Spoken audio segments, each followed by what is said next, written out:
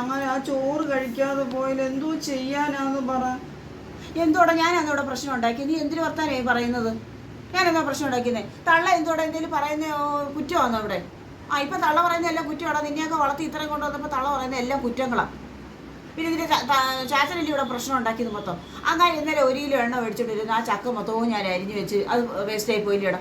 പിന്നെ നീ എന്തിനു വർത്താനായി പറയുന്നത്? എല്ലാം അമ്മയാ കുറ്റക്കാരി. അമ്മ ഇരിക്കുമ്പോഴാ അമ്മയുടെ കണ്ണടയുമ്പോൾ എല്ലാവരും പഠിച്ചോളൂ. അമ്മയാ കുറ്റക്കാരി.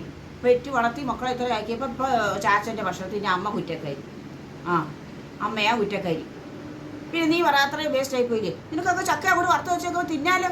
വഴക്കുണ്ടാക്കി ഞാൻ ഇത്രയും പ്രശ്നങ്ങളുണ്ടാക്കി ചക്കയെ വറുത്ത് വെക്കുമ്പോൾ അത് തിന്നാൻ നിങ്ങൾക്കൊക്കെ ആവും. പ്രശ്നങ്ങളുണ്ടാക്കുമ്പോൾ അമ്മ കുറ്റക്കാരിയാണ്.